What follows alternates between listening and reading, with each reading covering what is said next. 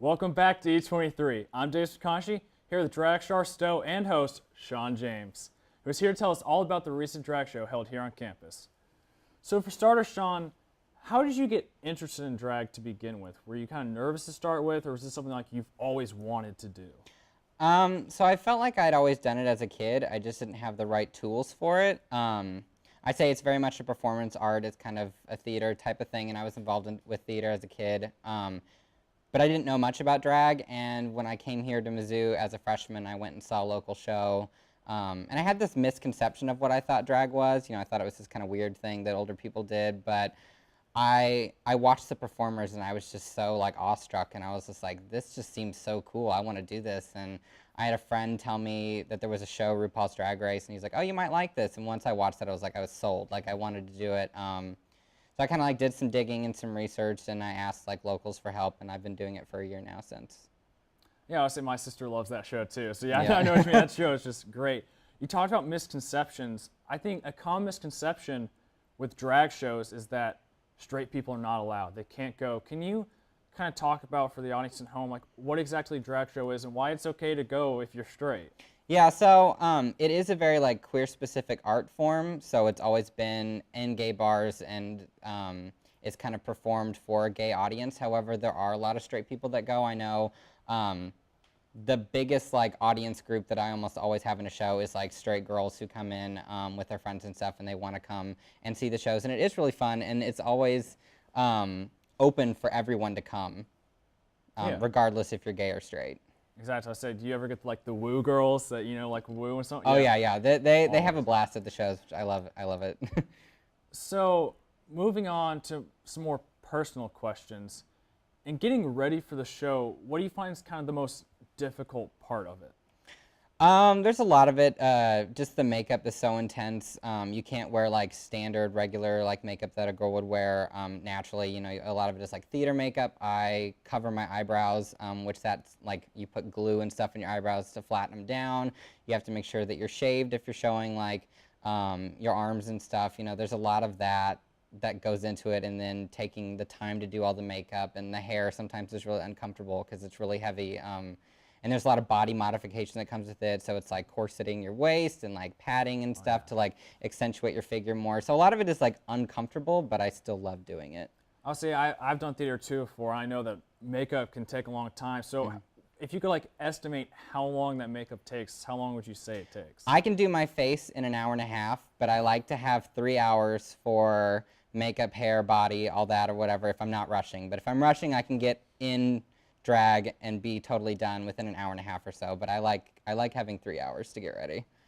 Interesting. So more about the show, besides yourself, of course. Yeah. Whose outfit and makeup like impressed you the most, and why? I love all of them. Everyone who was in our show has performed at least once before, except for Cameron, who was Fantasy Rain, and she did a really good job. You know, I kind of like try to like swing some tips her way just from being a local performer as well, so I'm kind of used to it. I was like, you know, make sure you're not standing still on stage, make sure you get up, you know, you move around and everything, and when she got out on stage, like everyone went wild, so like she really impressed me as a beginner.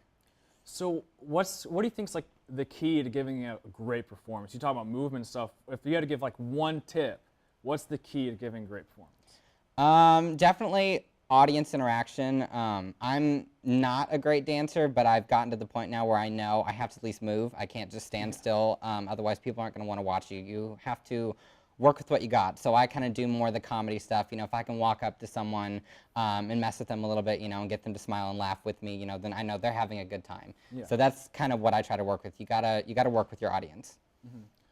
So last question, just real quick. For those people out there who, you know, are thinking about doing this and maybe they're nervous or maybe they're too scared to try drag, I mean, what would you say to them to try to get them to try it?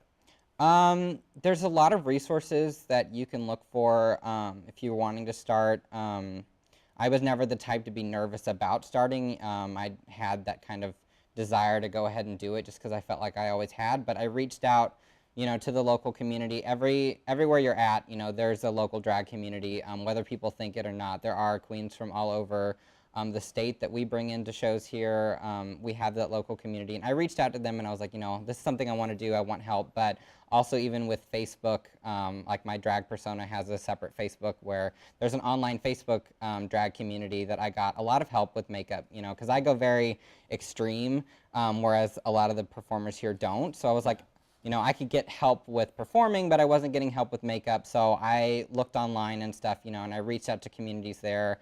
I know there's a lot of young people who are doing drag, especially with the show RuPaul's Drag Race. It's kind of revived it for younger generations to have a bigger interest in it. So there are a lot of kids who are 12, 13, 14, like really wanting to do this. And I'd say definitely online, there's so much information that you can go into, and everyone does it differently, and everyone has different ways of doing stuff. But you really have to figure out who my character is and how I can do that, and reach out to the local community, because drag is kind of that weird thing of it's very much a community art form where, you know, you can go on YouTube and watch tutorials, but speaking with someone who really does it themselves gives you just so much more than what you can find online. So real quickly, you talked about you have a Facebook profile for your character and stuff. You want to just shout that out for people at home so they know where to look, you know? Yeah, my drag name is Veronika Versace. I spell it with a K. So I friend practically everyone. I always post when I'm doing shows. I'm typically in 1 to 3 shows a month here in Columbia, and I don't know. I always post my pictures, stuff like that. All right. Well, Shawn, thank you so much for coming. You know, I learned a lot personally from this, and it was a pleasure having you here on E23. Awesome, thank you. That's all from E23 tonight. Make sure to check out our online content on our YouTube channel, and check out our past shows on our website, mutv.missouri.edu. I'm Davis McCondichie, and this is Shawn.